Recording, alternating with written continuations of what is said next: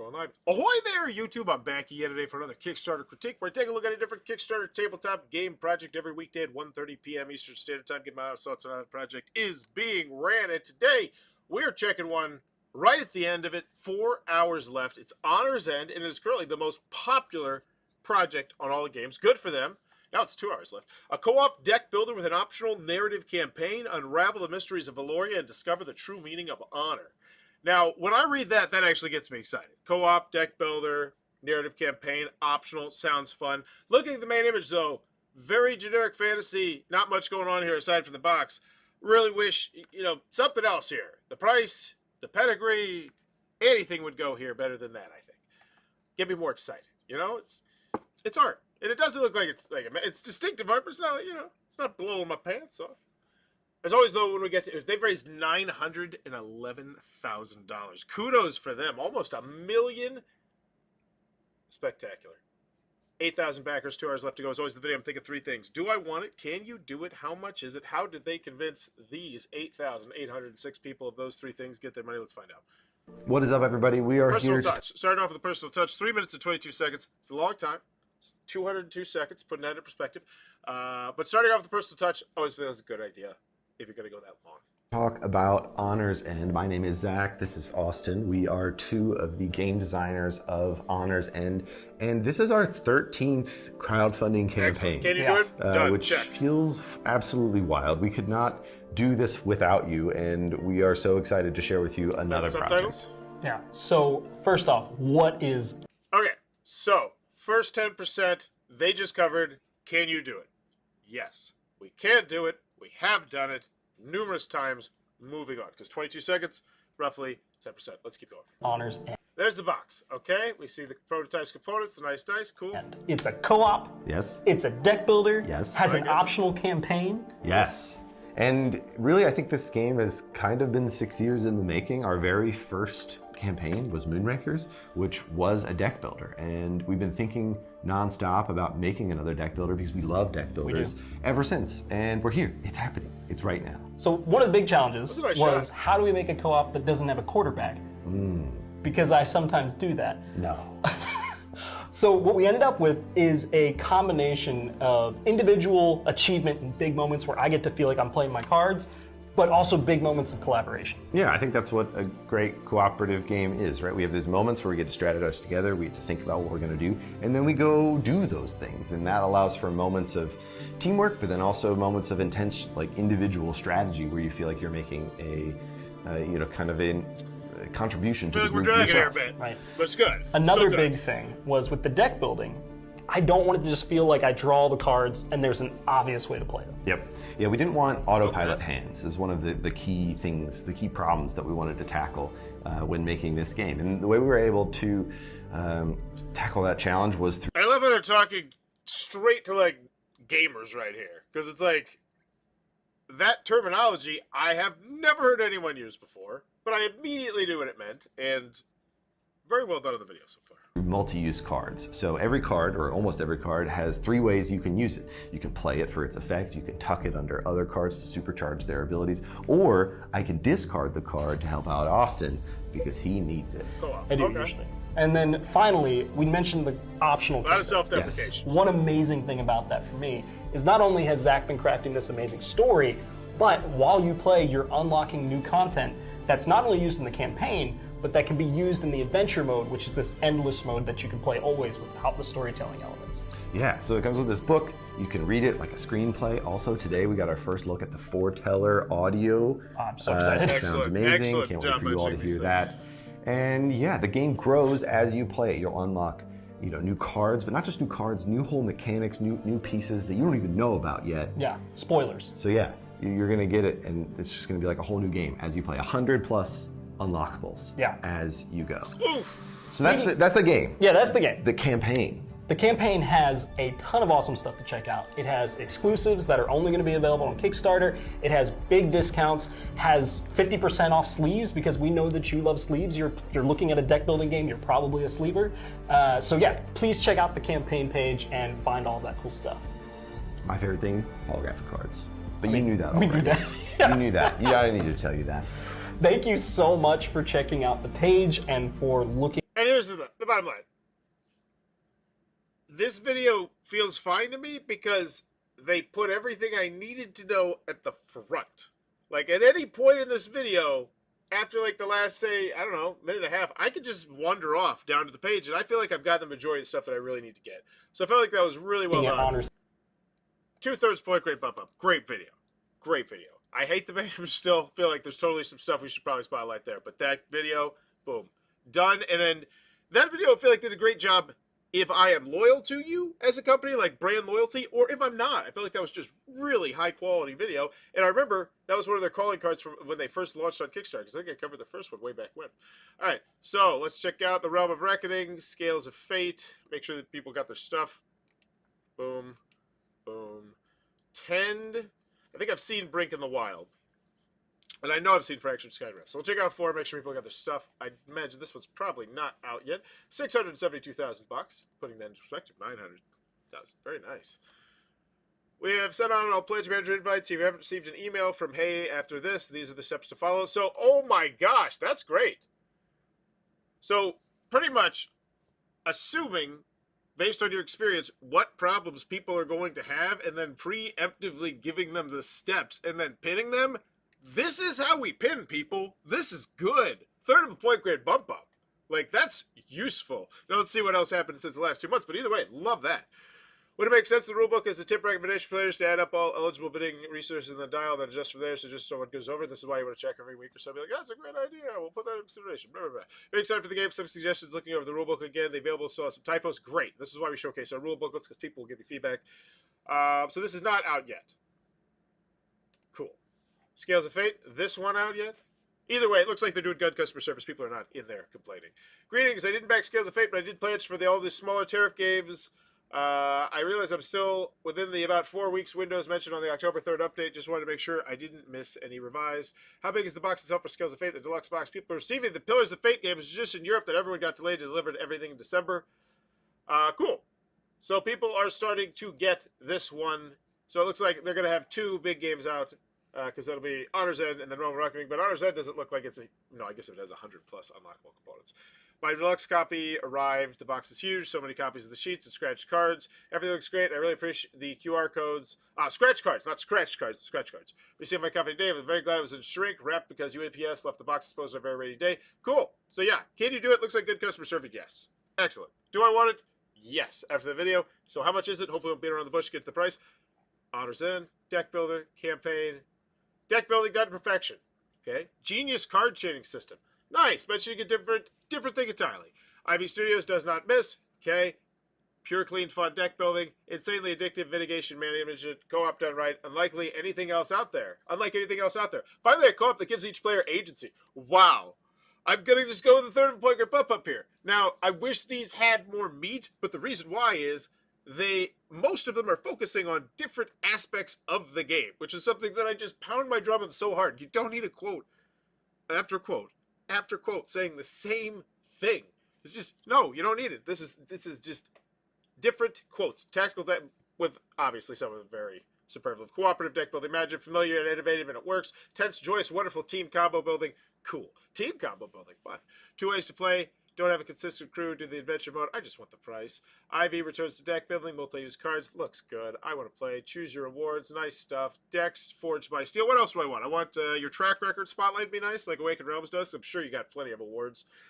Every card in Honor's End pushes you, makes you tough choices, and chaining those icons into powerful combos is so satisfying. Oh, now that's a meaty quote. Boy, did we skip another one of those? Honor's End is some of the most compelling card play I've seen in a deck building game in a long time, paired with a stellar production and cunning story. Oh, they're going to interweave these meteor quotes throughout. I just gave them a 1/3 of a point grade bump up for their quotes. But this is a different thing, right? This is a whole different thing. I complimented them for... So I guess it's another 1/3 of a point grade bump up here. I love this project. I love this project. The game looks fun too. Simultaneous and cooperative. True teamwork, no quarterbacking. I love how teamwork is integrated in Honor's End, and the card play makes turns so satisfying. And once again, I'm not going to give another one here, but how many times do I complain about make it clickable? And now it's boom. So they don't have the videos on here, which, you know, I imagine makes it so it's easier to load. I don't know. Sure, they have the reasons, but it's still easily clickable too. That's fantastic. And not difficult, right? Honors End rule booklet. Read the rule booklet. How to play. Whoa, beautiful. Full 21. I'd almost put that up higher, but that's great. Excellent. Tabletop simulator. Fantastic. Quotes. I gotta get some water here. I'm just so many superlatives. 100 plus unlockables. Saw in the video. Glad you're spotlighting there too with this huge thing. Because if I didn't watch the video, that's still exciting. And here's the thing. I feel like they're setting you up for a bad price. Like, as someone who goes on the stories tons of times, like literally over 1,000 times, I've looked through their stories in the order that they put it. This feels like they're setting up for a bad price, and I have a feeling they're going to set us up for a price that feels very reasonable, and it's just going to be the icing on the cake slam dunk. Excuse me. Honors End. Why back now? The Kickstarter exclusives, the free upgrades, cool. 48 upgrade dice, 11 foil boards, 5 screen printed things, I added in stuff, all that cool. Hardcover narrative book. Awesome, because it's got the adventure. The exclusive mats, okay, we're sneaking them in there. All right, whatevs, deluxe edition. So, wait, which one's this? This is the Kickstarter Deluxe Edition, and then this is you telling me about this is the Kickstarter Deluxe Edition. Okay. Bit clunky there, but whatever. I just want the price. Can you price me? Not yet. Keep waiting. Keep waiting. All right, honors to give players multiple ways to use cards. I get it. It's awesome. Multiple use cards. I'm in. All in box. 4 dice towers. 3 play mats with unique exclusive color variants. These neoprene player mats protect your cards and your honor. After all, what self-respecting noble plays directly on the table? I don't want to just keep complimenting them and giving them point grade bump ups. But once again, this is how we do it here, right? You have these components. Why not write up a sentence or two about them? 4 custom dice towers, craft for those of noble taste, rolling by hand, please. It's just a glorious hardcover tome, complete with gold foil. Like, this is great. Pledge over time. The all-in pledge crosses Kickstarter's pledge over time 125 threshold, allowing backers to pay over 3 payments at no extra cost. It crosses over 125, so we're going to have a very reasonable price. It's like, oh yeah, we're crossing over 125, so what are we, 130? You're still just teasing me with the price. Hit me with it. All right, here we go. 160. So what is this? The base game. It's going to be availability retail on Kickstarter, and it's $59 MSRP. Totally reasonable. 99 bucks. So this is the health tokens, wood cubes, honor dials, so it's slightly deluxeified. Then what are we doing here? So you're telling me that's only going to be in retail. I see. Let's put a big frowny face on this. Wah, wah. So that's the one no one's going to want, because we're not getting that. And then we go to Kickstarter Deluxe here, and this is the triple layer. Oh, triple layer. And then the all-in. So let's see where we make the $30 price jump, because we have dials, board, screen printed tokens, swirl dice for upgrades, upgrade cards, foil boards. I'm in. Looks good. Solid. It's only 30 bucks. I like the cut of your jig. Done. Now 70, that's a whole different thing. Dice towers, play mats, cloth bags, hardcover storybook, all in storage, foreteller app.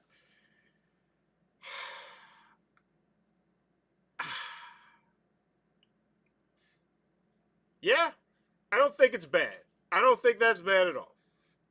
I don't think like the 89, I feel like is the chef's kiss. 159, I feel like that $70 is a bit of a price jump. Let's see how people shopped. 1376, just access to the pledge manager. 397 to the $59. Who's buying that? Come on, that's practically retail. You scum. 89, this is where I stop off the ride. 4343, not a bad number. And then Sanity Prevails, 2655. Yes, so the biggest one is the deluxe edition, but still, I'd like, that's 2,655 of all those fancy dancy deluxeification stuff, which once again, you could generally print those at lower print numbers when I was a manufacturer. That's how it would work. So that's like, they're making bang for that. And you got to factor in that now those are all add-ons, because like, I don't want all that stuff. I just want this thing. Good for them. This is good for the health of the company. And great stuff. Love it. Holy Toledo. What else do I need? What is the board game tour? Apparently we do. We've showed it to people. These are real people. Wow. Holy Toledo. We're going on a tour. That's cool. Love it. Local preview. That is neat. Studio Discord. What's in the box? Stuff, things. The chapter envelopes. And you know what? I have no idea what this box looks like or what the inside looks like, but you sold me on everything else, and I'm just in. It's done.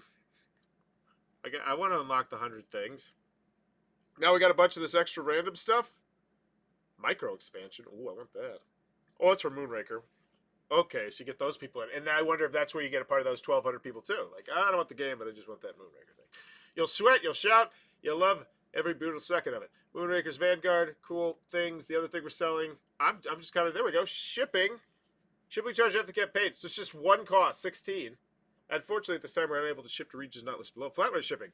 Pay shipping once for up to 2 box products offered on this campaign. This means you pay the shipping listed above for any of the following combinations. The All-Inch Pledge, Kickstarter Deluxe Edition, plus the All-In Box. Kickstarter Deluxe Edition, wow. Oh my gosh. 2/3 of a point grade bump up. Like, just this campaign is fantastic.